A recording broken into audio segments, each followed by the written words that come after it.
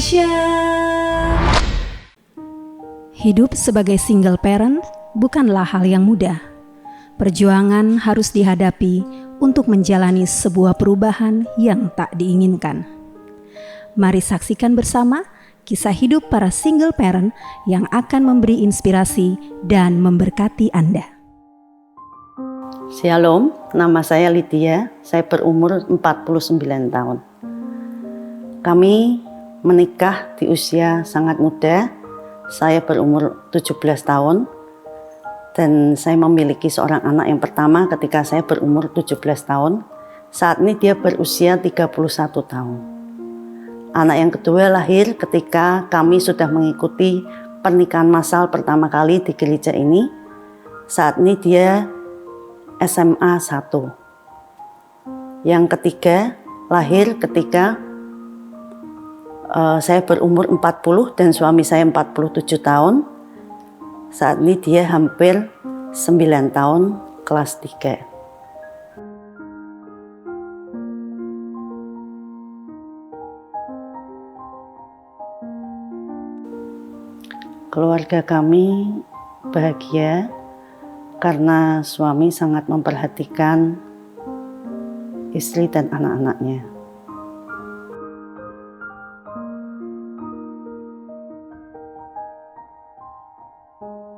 Kami berdua merintis toko alat listrik. Pagi itu tanggal 8 Juli 2019. Seperti biasa kami buka toko. Ada seorang pembeli, bapak-bapak membeli dengan kuantiti yang agak banyak. Kami tidak memiliki stok. Suami saya berinisiatif untuk mengambil. Baru beberapa menit, seorang PKL, jadi toko saya di depannya sungai, di sungai itu sepanjang sungai ada PKL. PKL itu datang dan dia bilang, Ome jatuh, Ci. Saya berpikir waktu itu, suami saya itu dulunya bengkel, pembalap, mosok jatuh gitu tok, gimana. Kebetulan saya waktu itu memiliki seorang pekerja laki-laki. Saya bilang, Mas tolong cek. Dia ngecek. Sebentar lagi PKL yang lain datang dan dia bilang, tutup Ci, wis ra usah golek duit, tutup. Saya baru madeg, ada apa? Terus pegawai saya pulang, terus dia bilang, kalau naik motor ndak bisa Bu, harus naik mobil. Kebetulan yang beli itu membawa supir. Saya bilang, Pak, saya pinjam supir karena saya tidak bisa nyetir. Lalu kami pergi naik mobil. Jalannya cuma sebentar, karena itu kejadiannya memang sangat sebentar sekali. Begitu saya lihat dia tergeletak, saya langsung menjerit, Papi! Saya berdoa langsung, saya panggil Tuhan Yesus. Tuhan Yesus! Tuhan Yesus! Sembari saya berbahasa roh. Saya berbahasa roh sampai saya, Pak tolong Pak angkat. Saya masukkan ke dalam mobil.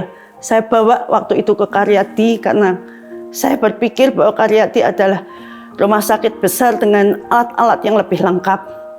Kami bawa ke sana, memang penanganannya segera ditangani.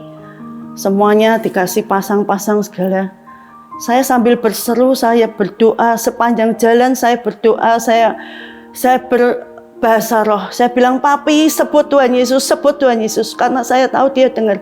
Papi sebut Tuhan Yesus, panggil Tuhan Yesus, saya panggil Tuhan Yesus terus.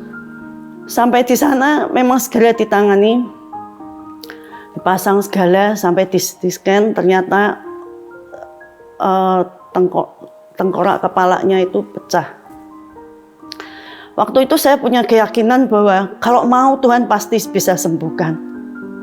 Tapi di dalam doa saya, di dalam pujian saya, Tuhan Yesus baik.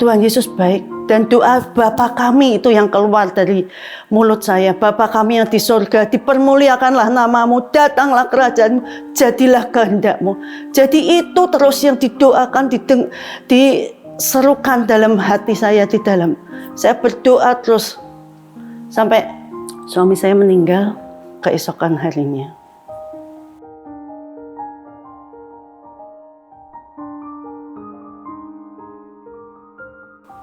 pasti kehilangan ya. Sangat kehilangan karena dia bisa dibilang segalanya. Dia yang mengayomi, memperhatikan kami anak-anaknya.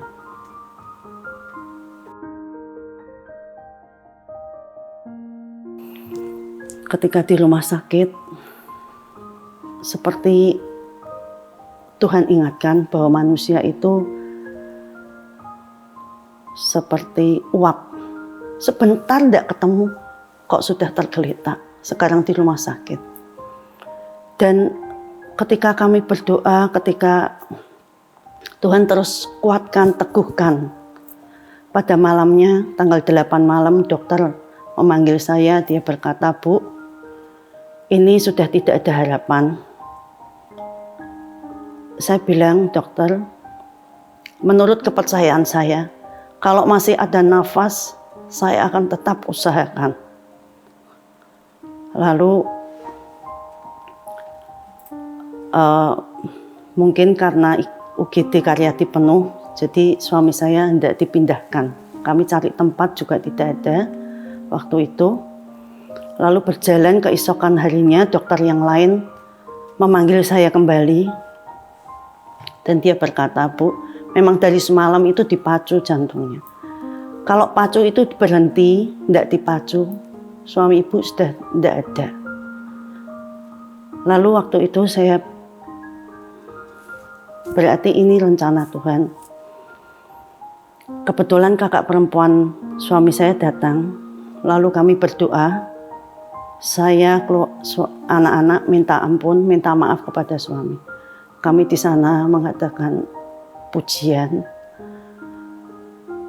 Kami minta maaf. Kami berdoa bersama.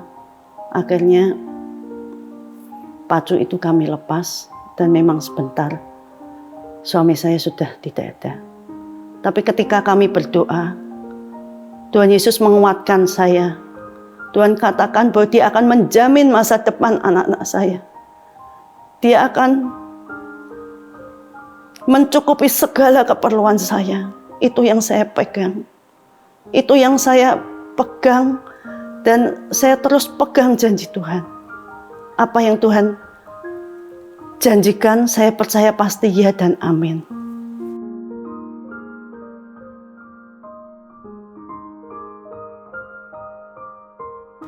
Tentu semuanya terpukul.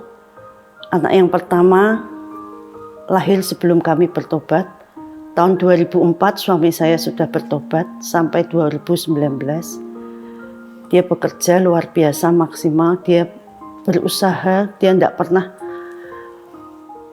kesenangan sendiri. Apa-apa dia mesti bersama keluarga. Dan ketika terjadi pemulihan dengan anak saya yang pertama,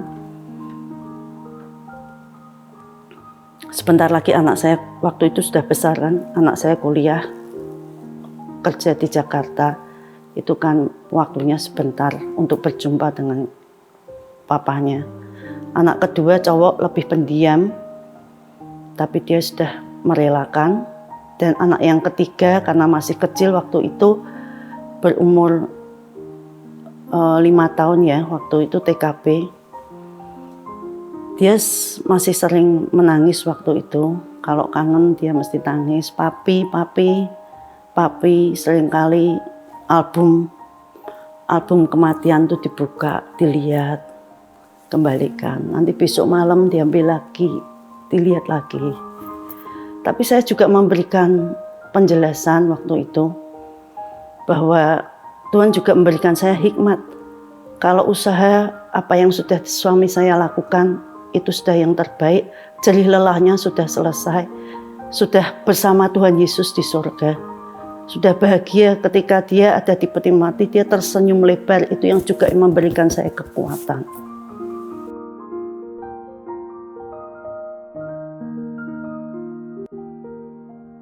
Puji Tuhan, saya tidak pernah bertanya, karena Tuhan terus memberikan saya kekuatan.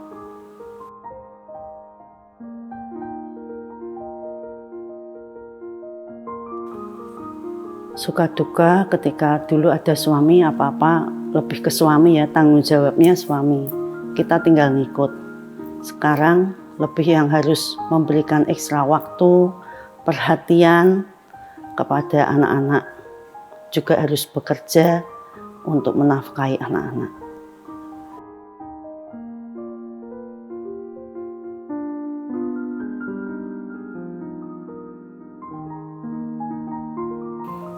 Kebaikannya luar biasa. Tuhan Yesus itu sangat baik dalam hidup saya. Itu kalau mau diceritakan flashback, kami membuka toko alat listrik dari pinggir kios, pinggir kali, itu sampai akhirnya kami KPR, ruko. 3 tahun kami menempati ruko yang pertama. Suami saya berpikir bahwa tidak cukup, akhirnya ditawari ruko sebelah dan kami membeli ruko sebelah. Tanggal 3 Juli 2019 saya tanda tangan ke sana didampingi suami. Tanggal 9 dia sudah meninggal. Belum MAKI, belum bayar kredit yang pertama, dia sudah tidak ada.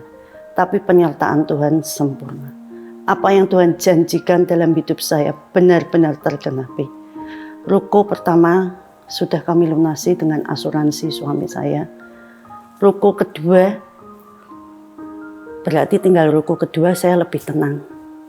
Tapi ketika setengah tahun yang lalu, ketika Juli 2022, terdengar inflasi dan sebagainya, saya takut, saya khawatir pasti ada. Piye ini nanti Tuhan, apa yang terjadi aku tuh tidak bisa, tidak mampu. Saya terus berdoa dan saya memang ada rekening, ada uang. Tapi saya tidak tahu, kalau saya juga tidak berasa itu uang saya. Itu uang perputaran dari saya bekerja. Tapi saya terus berdoa. Satu kali saya buka rekening, saya berdoa, Tuhan, aku kepinginnya ya melunasi. Karena aku takut akan ke depannya. Ternyata saya lihat buku tabungan saya hitung-hitung, saya bawa doa terus, saya memberanikan diri bertanya kepada bank berapa sisa KPR saya.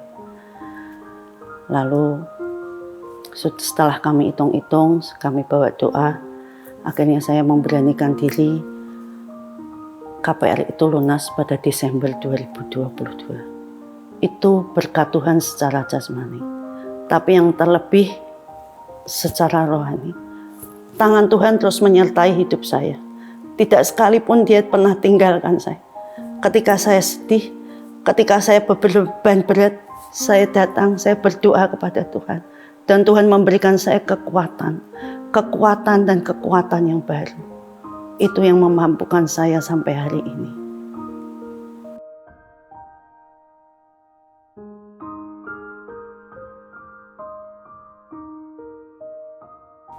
Perkenalkan, nama saya Heni Ambarwati, umur saya 42 tahun, saya tinggal di kota Semarang.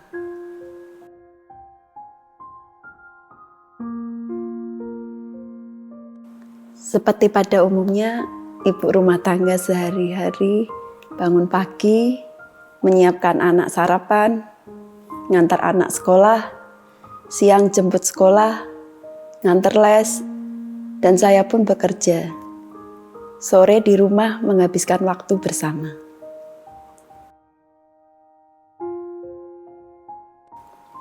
Beliau meninggal karena sakit jantung di usia 37 tahun.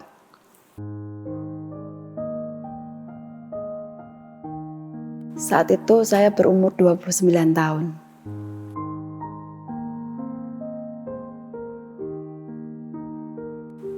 Merasa dunia ini sudah ikut berakhir, ingin nyusul, hampa di hati, drop, dan tidak mau makan sampai jatuh sakit 20 hari.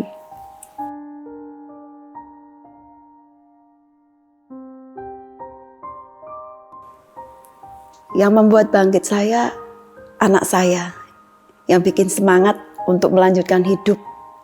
Apalagi ada orang-orang di sekeliling kita yang menyayangi kita.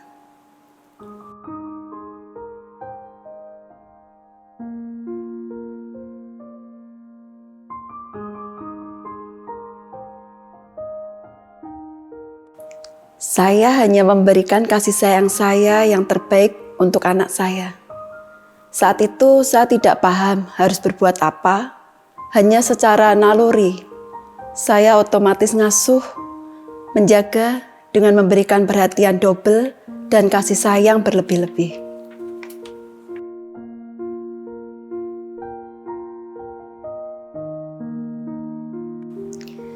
Saat-saat membesarkan anak yang masih kecil dan dari diri sendiri yang berjuang untuk menerima perubahan.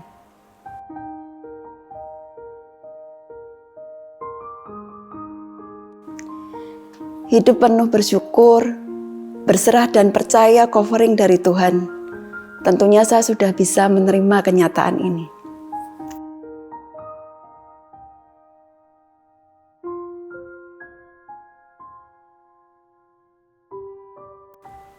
Saya ingin melihat anak berhasil dalam studi dan sukses dalam karir terlebih dahulu.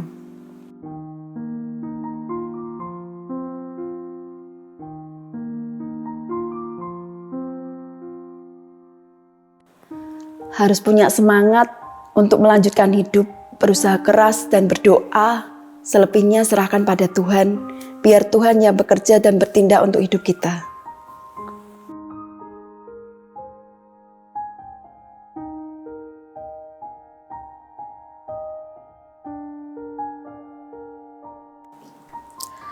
Claudia tidak ingat, karena waktu itu Claudia masih sangat kecil, dan kenangan-kenangan juga pun Claudia tidak ingat.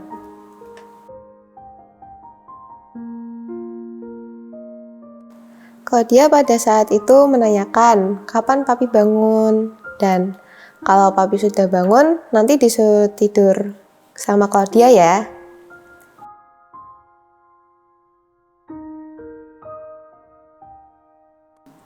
Claudia menjawab dengan polos, papi itu ada di surga.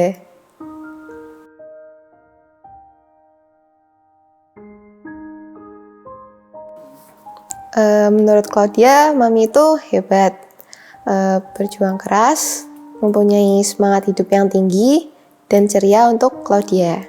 Dengan begitu, Claudia juga ikut merasa semangat dan ceria juga menghadapi hidup.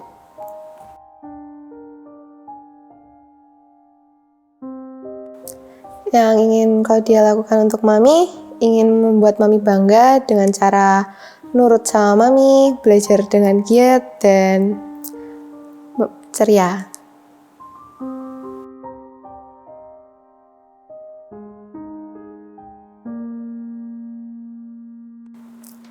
Untuk teman-teman di luar sana, jangan patah semangat, tetap bisa menghadapi hidup, walaupun tidak ada papi, atau salah satu orang tua kita, bukan berarti hidup itu berakhir. Sekolah yang giat untuk menggapai cita-cita. Kalau Claudia ingin membuat mami bangga dengan prestasi.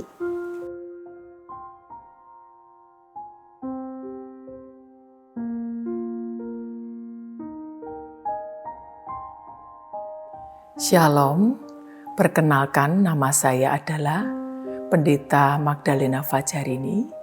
Saya seorang gembala sidang yang mengembalakan jemaat yang dipercayakan kepada saya, yaitu di Gereja Bethel Tabernakel Kristus Raja Damai Nganjuk.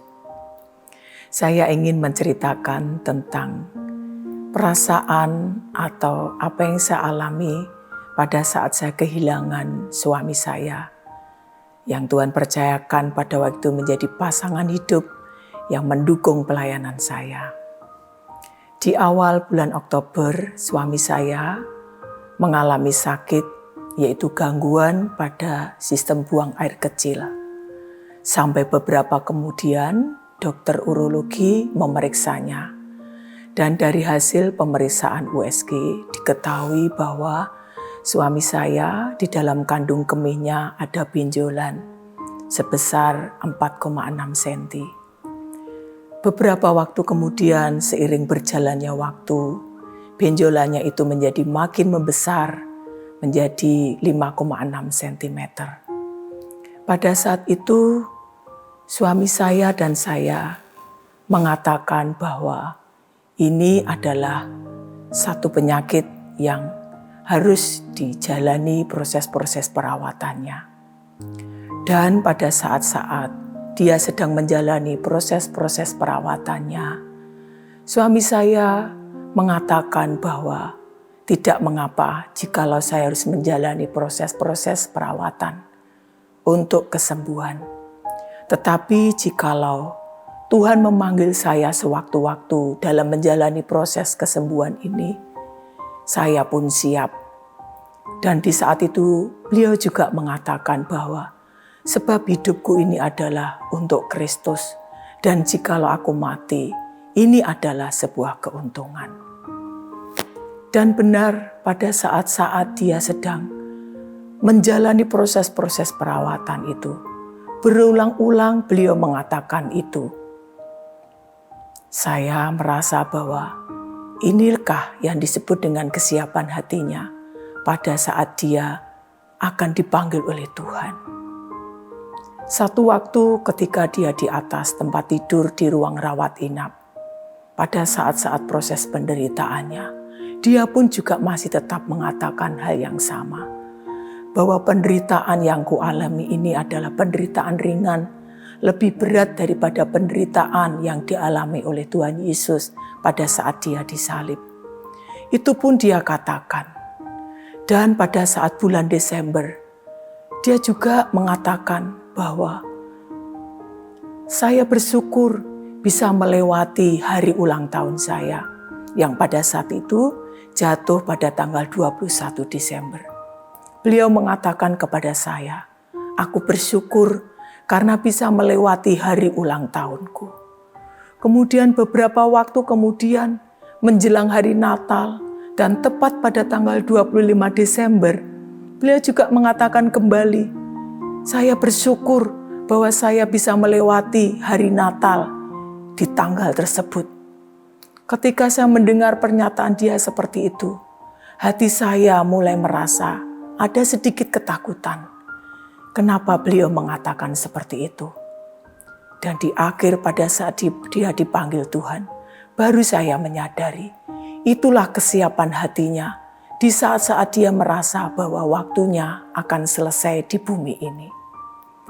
Dan ada peristiwa yang menyentuh hati saya, yang membuat saya harus meluluskan permintaannya di hari-hari terakhir. Karena kerinduannya dia, pada saat itu dia berkata, kalau bisa aku dipanggil Tuhan pada saat melayani Tuhan. Lalu di bulan Februari, pada saat terakhir-terakhir dia akan dipanggil Tuhan, dia minta supaya diluluskan permintaannya untuk dia memimpin pujian doa malam sambil memainkan musik. Ada lagu-lagu yang sering dia nyanyikan, yang itu dia sampaikan pada saat dia memimpin pujian doa malam. Beliau menikmati sekali penyembahannya, beliau menikmati sekali puji-pujian yang dia lantunkan. Dia menyanyi dengan segenap hati. Pada hari itu saya melihat ada sesuatu yang lain dari raut mukanya. Sepertinya dia mempersembahkan pujiannya itu yang terakhir kepada Tuhan di muka bumi ini. Dia berikan permainan musiknya yang paling indah pada saat dia di saat-saat terakhirnya. Itulah yang membuat saya merasa tersentuh sekali dengan apa yang dia lakukan pada saat-saat yang terakhir. Saya yakin bahwa inilah waktu yang tepat untuk beliau lakukan bagi Tuhan yang dia kasihi, bagi Allahnya yang dia sayangi. Setelah beliau dipanggil oleh Tuhan, hati saya bersyukur bahwa hidupnya memang benar untuk Tuhan. Pada saat saya ditinggal pergi oleh suami saya kembali ke pangkuan Bapa, saya merasakan bahwa saya harus menjalani hari-hari saya dalam kesedihan. Dengan perasaan duka yang mendalam, saya harus membangkitkan diri saya. Saya melihat bahwa anak saya pun juga butuh kekuatan dari saya. Mungkin ketika hari-hari yang sangat berat ini juga dialami oleh para single parent yang lainnya. Ketika harus menjalani dan mengambil alih fungsi sebagai single parent, di mana hari-hari sebelumnya menjalani hari-hari bersama dengan pasangannya. Dalam suka dan duka, ada waktu-waktu yang bersama pasangannya yang dia lakukan. Tetapi pada saat dia sudah menjadi single parent sama seperti saya, kita harus menanggung itu sendirian. Tetapi ingatlah, firman Tuhan itu tetap menguatkan hati kita semua. Satu ayat firman Tuhan yang ingin saya bagikan kepada semuanya, terutama yang sedang menjalani fungsinya sebagai single parent, yaitu diambil dari Yesaya pasal yang ke-54. Firman Tuhan berkata demikian. Puji Tuhan. Demikian bunyinya. Sebab yang menjadi suamimu ialah Dia yang menjadikan engkau. Tuhan semesta alam namanya. Yang menjadi penebusmu ialah Yang Maha Kudus Allah Israel. Ia disebut Allah seluruh bumi. Amin. Firman Tuhan ini mengingatkan kepada kita bahwa kasih Tuhan itu tetap sama, dulu, sekarang, dan selamanya. Dia tetap menjadi juru selamat dan penebus kita, dulu, sekarang, dan selamanya. Baik ketika kita masih hidup bersama dengan pasangan kita, maupun pada saat kita sudah ditinggal pergi oleh pasangan kita kembali ke pangkuan Bapa. Ingat, kasih Tuhan tetap sama. Dia tetap menjadi penolong kita. Dia tetap menjadi penjaga kita. Dan dia juga tetap menghibur kita. Siapapun yang sedang menjalani hari-hari sebagai seorang single parent, ingat bahwa Tuhan menjamin masa depan kita. Tuhan mau menyediakan waktu untuk menolong kita, menguatkan kita. Masa depan anak-anak kita, masa depan kehidupan keluarga kita tanpa pasangan kita telah dijamin oleh Tuhan sesuai dengan firman-Nya yang ya dan amin. Puji Tuhan, kiranya kesaksian saya menjadi berkat buat kita semua. Tuhan memberkati. Shalom.